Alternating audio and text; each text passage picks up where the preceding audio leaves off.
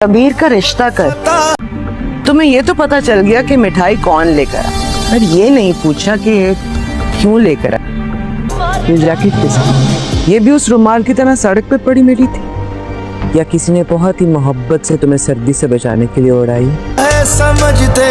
मर भी जाऊंगा, अपने हाथों से गोली मार के देखो। क्यों लाए ये मिठाई? मैं नहीं मान सकती कि तुम उसे छोड़ दोगी। कब कभी हो शादी? कब तक इंतजार करोगी?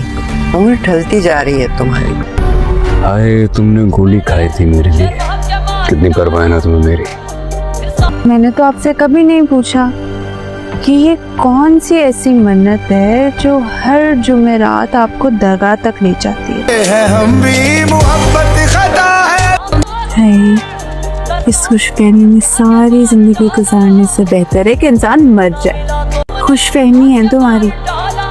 इस खुशफहमी में मैं अपनी सारी जिंदगी गुजार सकता हूँ। समझते हैं हम भी मोहब्बत खता है। ये ड्रामा सीरियल मन मस्त मलंग की आने वाली एपिसोड बहुत ज्यादा इंटरेस्टिंग होगी। नेक्स्ट एपिसोड में आप देखने वाले हैं रिया पर तो कयामत टूटने वाली है। माँ बीना को ये बात बहुत ही अच्छे तरीके से मालूम हो चुकी है कबीर रिया से किस कदर मोहब्बत करता है, और वो ये कभी भी नहीं चाहती उसके दूसरे बेटे की शादी भी उसके दुश्मन के घर हो। इसीलिए वो जानबूझकर आसमा के घर जाएगी और जाकर उसे यही बात करेगी, तुम कब तक अपनी बहन को घर बिठा कर रहोगी? जब तक तुम उसकी शादी नहीं करोगी तो तुम्हारी शादी कैसे होगी? वो जानबूझकर अस्मा के घर मिठाई लेकर जाती हैं और अस्मा को ये बात बताती है, मैं कबीर का रिश्ता करने जा रही हूँ, इसीलिए तुम्हारे घर सबसे पहले मिठाई लेकर आई हूँ।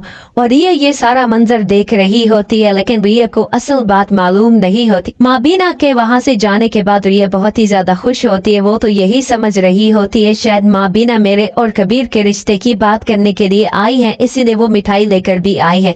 रिया बड़ी खुशी के साथ वो मिठाई खाने की कोशिश करती है तो अस्मा उसे बहुत बड़ा झटका देती है। अस्मा अपनी बहन रिया से कहती, तुम ये बात तो जानती हो, ये मिठाई माँ बीना देकर गई है, लेकिन तुम्हें ये बात अभी मालूम नहीं है, वो कबीर का रिश्ता करवाने के लिए जा रही हैं, इसीलिए वो ये मिठाई लेकर आई हैं।